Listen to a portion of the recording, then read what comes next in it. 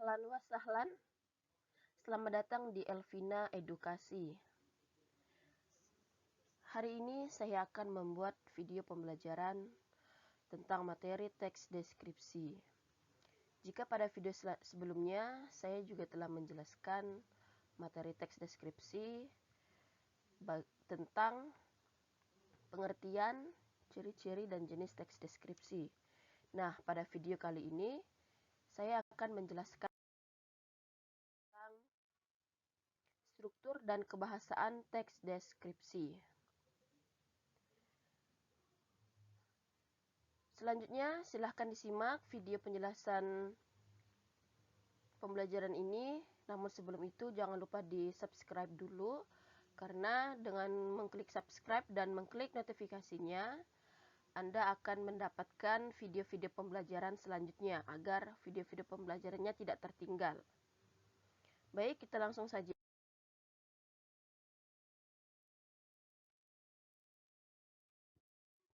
Yang pertama adalah struktur teks deskripsi. Di dalam struktur setiap teks itu berbeda-beda. Antara struktur teks deskripsi dengan struktur teks fantasi itu berbeda.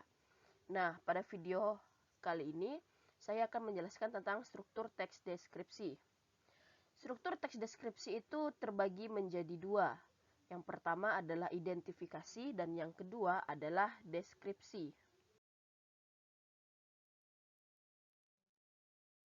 Yang dimaksud dengan identifikasi adalah bagian yang menjelaskan definisi atau identitas objek yang dideskripsikan. Anda bisa lihat pada layar tulisan yang saya beri warna merah. Nah, itu adalah kata kuncinya, bahwa identifikasi itu adalah bagian yang menjelaskan definisi. Definisi itu artinya pengertian atau identitas dari objek yang dideskripsikan. Nah, di dalam identifikasi ada bagian-bagiannya. Bagian identifikasi dalam teks deskripsi adalah yang pertama, pernyataan atau statement menggambarkan objek yang akan dideskripsikan. Yang kedua, pernyataan harus menarik dan mampu mengajak pembaca agar tertarik membaca deskripsi secara lengkap. Yang ketiga, penggunaan kata sifat adjektif sangat membantu pendeskripsian objek. Nah, kemudian yang dimaksud dengan deskripsi adalah deskripsi merupakan bagian yang menjelaskan pengelompokan objek. Nah, di sini ada yang diberi warna merah, yaitu pengelompokan objek yang dideskripsikan. Pengelompokan dipaparkan dengan terperinci disertai gambaran yang jelas. Bagian deskripsi menjelaskan aspek sebagai berikut. Yang pertama, penggambaran tentang kondisi objek yang dapat ditinjau dari beberapa segi, seperti lokasi, orang, cuaca, dan ukuran. Yang kedua, penggunaan kata sifat yang berfungsi untuk menggambarkan kondisi objek. Nah, contoh yang kedua ini, penggunaan kata sifat yang berfungsi untuk menggambarkan kondisi objek. Misal, pemandangan yang sangat indah. Nah, penggunaan kata sifat pada sangat indah itu adalah menunjukkan untuk menggambarkan kondisi objek tersebut. Artinya dalam kalimat yang baru saya sebutkan, pemandangan itu sangat indah. Artinya di situ ingin menggambarkan bahwa si pemandangan ini kondisinya itu sangat indah. Nah, maka di dalam teks deskripsi diperlukan penggunaan kata sifat.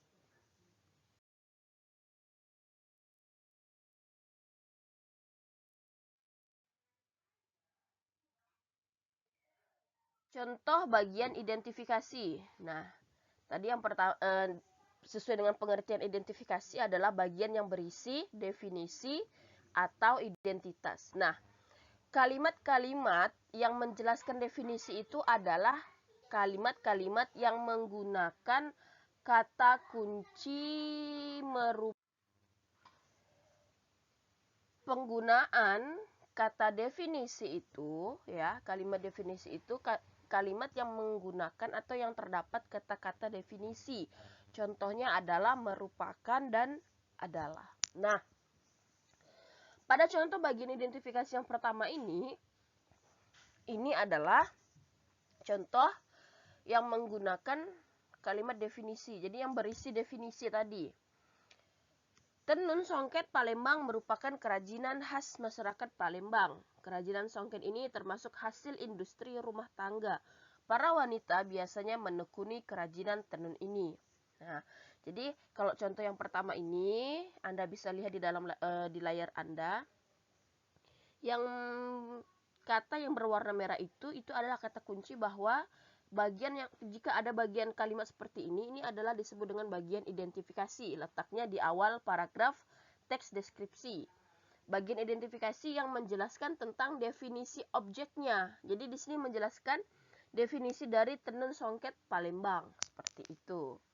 Contoh yang kedua sama menggunakan kata merupakan juga, berarti di sini berisi definisi yang menjelaskan tentang definisi dari objek yang dideskripsikan. Pada contoh kedua ini dia menjelaskan tentang pantai Posi-Posi. Nah, kalau yang ketiga dan keempat ini dia menggunakan identitas, bukan menggunakan definisi. Identitasnya apa? Identitas dari objek yang dideskripsikan. Kalau pada contoh ketiga, dia berisi identitas dari objeknya itu adalah Sekolah Kartini Semarang. Dia menjelaskan dalam contoh yang ketiga ini bahwa Sekolah Kartini Semarang itu berdiri pada tahun 1913. Kemudian contoh keempat itu juga menggunakan identitas dari objek yang dideskripsikan.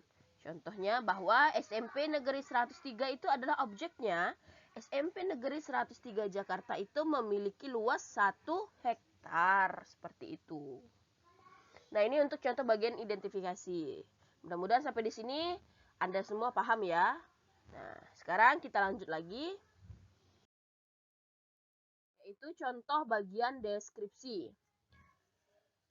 Contoh bagian deskripsi ini Anda bisa lihat pada layar Anda kata-kata yang saya beri warna ungu ya. Nah, di situ contoh bagian deskripsi. Seperti pengertiannya tadi bahwa untuk bagian deskripsi itu adalah bagian yang menjelaskan pengelompokan objek yang dideskripsikan. Jadi pengelompokannya itu, pengelompokan objeknya ya, seperti itu. Nah, di sini kan dijelaskan bahwa tenun songket Palembang menggunakan bahan baku benang sutra asli. Sebelumnya benang sutra diberi lapisan benang emas, masih berwarna putih. Kain ditenun dengan cita rasa seni yang tinggi, hasil tenunannya pun sangat indah dan etnik. Jadi biasanya untuk bagian deskripsi ini dia masuk ke, kalau dalam teks itu masuk ke dalam paragraf kedua, 3 seperti itu. Nah, kalau ada yang menjelaskan tentang pendeskripsian pengelompokan objeknya ya, nah itu adalah masuk dalam bagian deskripsi. Dia beda sama bagian identifikasi ya. Nah, kemudian selanjutnya untuk contoh yang kedua, pantai. Dia menjelaskan tentang pantai, tentang pasir di pantai. Pasir di pantai ini sangat halus. Nah, kata sangat halus itu termasuk kata sifat tadi, adjektif ya. Kemudian di sisi pantai tumbuh pohon kelapa sepanjang 3 km. Nah, itu menunjukkan pengelompokan tadi mengenai objek yang dideskripsikan. Nah, contoh yang ketiga adalah pada tahun pertama, jenjang pendidikan di Sekolah Kartini hanya sampai kelas 2. Ini sudah masuk dalam paragraf kedua dalam teksnya. Ini saya ngambil contohnya sepotong-sepotong ya dari teks-teks yang berbeda. Nah, kemudian di situ juga ada dijelaskan bahwa total siswa kelas 1 sebanyak 87. Kemudian yang dibagi ke dalam 3 kelas dan seterusnya. Untuk contoh keempat, beragam pohon tumbuh. Nah, dengan pengelompokan ya, beragam pohon tumbuh di lingkungan SMP Negeri 103 Jakarta. Pepohonan tersebut seperti cemara, palem, mangga, dan rambutan. Nah, itu adalah contoh bagian deskripsi. Sampai di sini paham ya? Mudah-mudahan paham. Nah, selanjutnya Ini adalah contoh teks deskripsi secara keseluruhan. Nah, di sini saya ada mengambil contoh teks yang berjudul semangka. Semangka adalah buah berwarna bulat besar dengan kulit berwarna hijau tua. Biasanya semangka memiliki daging buah berwarna merah, tetapi tidak jarang yang memiliki daging buah berwarna kuning. Nah, di sini adalah disebut dengan bagian identifikasi. Kenapa dikatakan bagian identifikasi? Karena di dalam paragraf itu menjelaskan definisi objek yang dideskripsikan. Apa yang dideskripsikan? Yang dideskripsikan adalah semangka. Definisinya apa? Bahwa semangka adalah buah berwarna bulat besar dengan kulit berwarna hijau tua. Nah, kemudian untuk paragraf kedua ini sudah masuk dalam bagian deskripsi, sudah menggambarkan secara terperinci dari objek yang dideskripsikan. Apa contohnya? Contohnya, semangka termasuk ke dalam jenis tumbuh-tumbuhan dan berkembang biak dari biji. Buah yang memiliki banyak air ini memiliki banyak manfaat. Salah satunya adalah untuk kesehatan jantung, tulang sebagai antioksidan, mengatasi impotensi bagi pria, mengontrol diabetes, gangguan ginjal, dan mengatur tekanan darah. Nah, paragraf itu sudah masuk dalam bagian deskripsi. Dan paragraf ketiga juga sama, sudah masuk dalam paragraf bagian deskripsi, bagian yang sudah mengelompokkan ya. Nah, di sini jadi ingat kalau dalam satu paragraf, ini bentuknya satu paragraf ya, bentuk paragraf. Paragraf pertama itu di dalam teks deskripsi dia disebut dengan bagian identifikasi. Dan paragraf 2, 3, dan 4 itu sudah masuk dalam bagian deskripsi. Tapi ini untuk contoh teks yang berjudul semangka. Berbeda lagi dengan teks-teks lainnya. Mungkin kalau teks-teks lainnya ada yang hanya 3 paragraf, berarti paragraf pertama bisa saja dia berisi definisi, bisa saja dia berisi identitas, dia menjelaskan tentang identifikasi teks deskripsi. Tapi untuk paragraf selanjutnya dia berisi tentang deskripsinya, yaitu tentang menggambarkan objeknya itu secara berkelompok.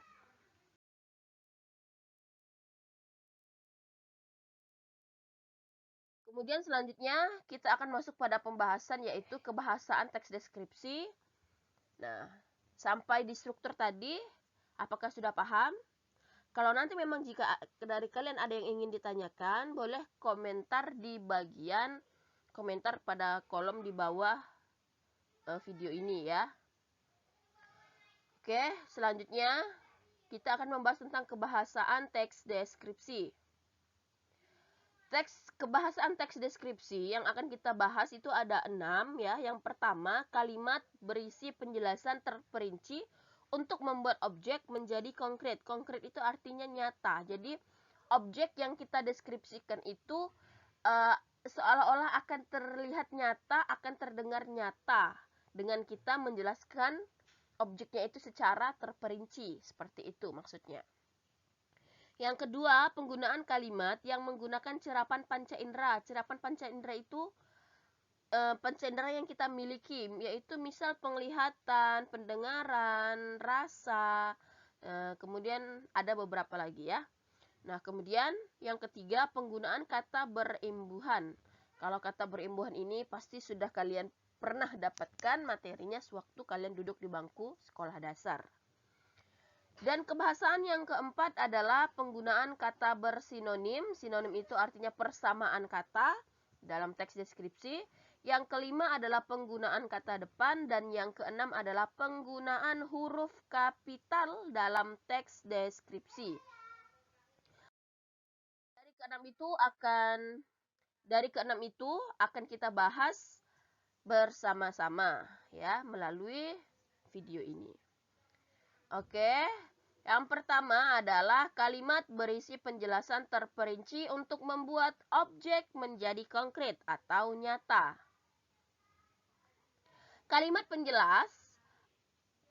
penjelas adalah kalimat-kalimat yang isinya merupakan penjelasan, uraian, atau berupa perincian tentang kalimat utama suatu paragraf. Nah, artinya kalimat yang berisi penjelasan itu ya, kalimat yang bantu menjelaskan dari kalimat utamanya.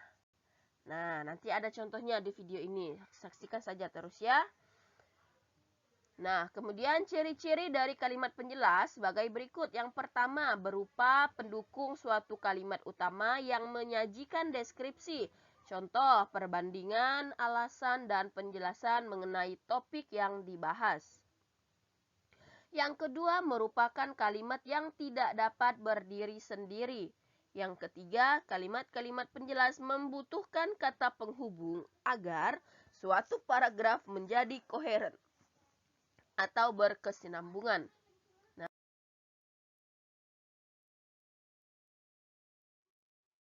contoh kalimat berisi penjelasan terperinci seperti ini contohnya. Di sini ada dua tabel, bisa kalian lihat ada dua kolom, maaf. Di sini ada dua kolom, satu tabel. Ya. Kolom pertama itu adalah adalah kalimat utamanya, dan kolom kedua itu adalah kalimat perinci atau kalimat penjelasnya. Nah, sekarang kita lihat. Untuk kalimat utama, dia menjelaskan bahwa kemegahan istana, ya, kemegahan istana sudah terlihat saat memasuki gerbang istana. Itu baru kalimat utamanya. Dia menjelaskan bahwa kemegahan istana itu sudah terlihat saat kita memasuki gerbang istananya. Tapi kita belum tahu nih, apa sih yang membuat istana itu terlihat megah, kan? Nah, maka diberilah kalimat penjelas secara terperinci di kalimat berikutnya. Bahwa kenapa istana yang megah itu terlihat kenapa istana itu terlihat megah? Nah, yang pertama dijelaskan pada kalimat perincinya. Yang pertama bahwa pada gerbang istana terdapat hiasan sepasang burung elang yang sedang menyambar. Nah, di situ ada terlihat terdapat hiasan sepasang burung elang yang sedang menyambar. Nah, itu adalah satu yang menjadikan bahwa istana itu terlihat megah. Kemudian yang kedua apa? Yang kedua bahwa wisatawan akan disuguhi taman indah di bagian halaman. Ada taman indahnya di bagian halaman. Kita dapat bayangkan. Akan terlihat megah, akan terlihat bagus istana itu, ya kan? Dijelaskannya bahwa ketika kita memasukinya, kita akan disuguhi taman indah di bagian halaman.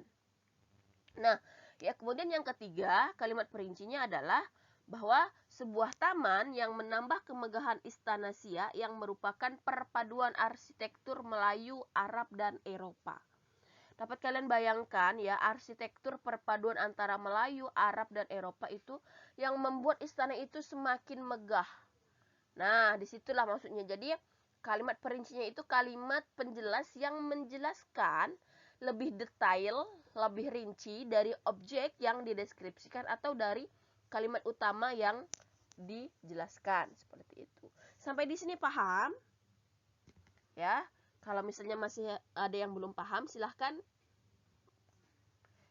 komentar saja di kolom komentar. Nanti insya Allah akan saya jawab ya. Mudah-mudahan bisa dipahami ya. Oke, kita lanjut lagi.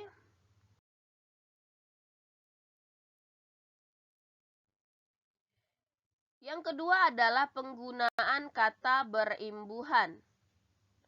Imbuhan adalah bunyi bahasa yang ditambahkan pada sebuah kata di awal, akhir, tengah, atau gabungan antara ketiganya untuk membentuk kata baru. Imbuhan digolongkan berdasarkan posisi penambahannya sebagai berikut. Yang pertama ada yang disebut dengan awalan. Yang kedua sisipan, yang ketiga akhiran, dan yang keempat adalah konfiks. Imbuhan yang digunakan pada awalan ada beberapa contoh seperti yang dapat kalian lihat di tayangan video ini. Ya, N-nya besar, kemudian di, ter, per, se, dan ber. Contoh, men ya, ini harusnya me, n besar, men plus sapu menjadi menyapu. Kemudian me plus lihat menjadi melihat, terlempar menjadi terlempar. Nah, selanjutnya adalah sisipan. Sisipan itu imbuhan yang berada di tengah-tengah kata. Contoh, in. Contoh, plus gigi sama dengan jadi gerigi. Dia membentuk kata baru. Plus gantung menjadi gelantung. Itu untuk sisipan. Dan yang ketiga adalah akhiran. Dia letaknya itu ada di ujung kata penambahannya. Contohnya kan, an, i, man, wan, dan wati. Contoh, wisata plus wan menjadi wisatawan. Dan masih banyak lagi contoh-contoh imbuhan lainnya. Dan yang terakhir adalah konfiks. Konfiks itu gabungan antara di awal dan akhir. Contoh, pean, kean, dikan, beran, dan memperkan. Contoh, beran ditambah dengan kata pikir menjadi berpikiran. Seperti itu. Baik, lanjutkan kembali. Penggunaan kata bersinonim. Sinonim adalah suatu kata yang memiliki bentuk berbeda tetapi memiliki satu makna atau pengertian sama atau mirip. Nah, di sini ada contoh kata sinonim. Katanya pemandangan, sinonimnya panorama. Kalimat dalam teks, wisatawan juga dapat menikmati panorama di Pulau Dewata, Bali. Yang kedua, katanya melihat, sinonimnya menyaksikan. Kalimat dalam teks, di pantai ini kita dapat menyaksikan matahari terbenam. Yang ketiga, elok, sinonimnya indah. Kalimat dalam teks, pemandangan matahari terbenam di pantai ini sungguh indah. Nah, masih banyak lagi sinonim-sinonim yang lainnya. Jadi tinggal bagaimana kalian menggunakannya saja di dalam teks deskripsi.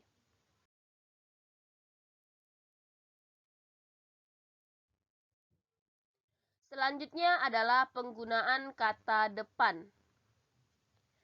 Kata depan atau preposisi adalah kata yang menandai berbagai hubungan makna antara kalimat di depan preposisi tersebut dengan kalimat di belakangnya. Contoh kata depan ialah di, ke, dari, pada. Ingat bahwa penulisan di, ke, dari, dan pada harus terpisah dengan kata yang mengikutinya. Contoh, di pasar, ke hutan, dari rumah. Jadi penulisannya harus terpisah ya. Selanjutnya,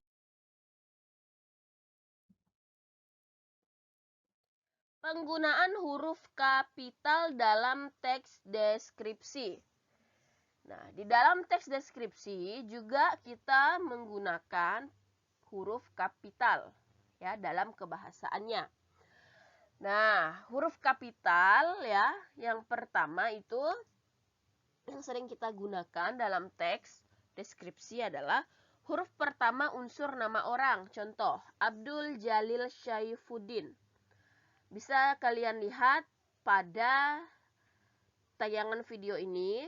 Di situ saya ada memberikan tanda atau memberikan warna merah pada huruf-huruf tertentu.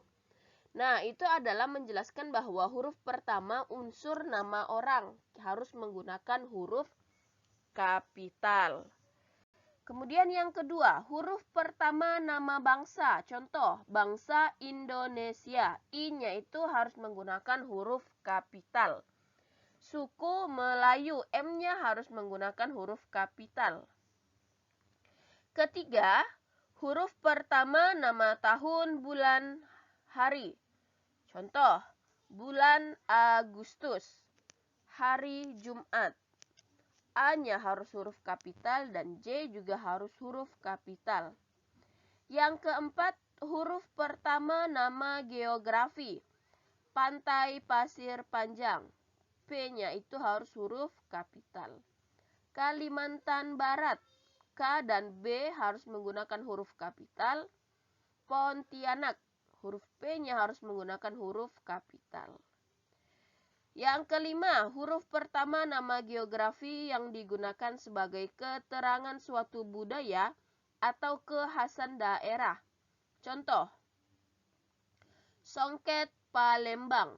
Nah, nama daerahnya itu huruf di awal harus menggunakan huruf kapital. Kemudian tarian. Tarian Sulawesi Selatan. S-nya harus huruf kapital. Dan batik Pekalongan, P-nya harus huruf kapital.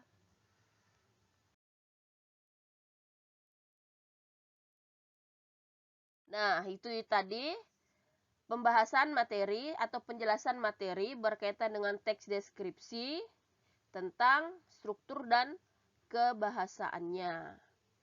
Mudah-mudahan apa yang saya jelaskan ini dapat dipahami. Jika dari kalian ada yang ingin ditanyakan dalam penjelasan video pembelajaran kali ini, silahkan komentar di kolom komentar. Namun sebelum itu jangan lupa di subscribe channel Elvina Edukasi, karena channel ini insya Allah akan terus kita isi dengan video-video pembelajaran yang tentunya pasti bermanfaat untuk kalian semua. Jangan lupa di subscribe dan di klik lonceng notifikasinya agar kalian bisa mendapatkan video-video pembelajaran terbaru. Dan saya ucapkan terima kasih yang telah menyaksikan video ini sampai habis. Semoga video pembelajaran kali ini bermanfaat.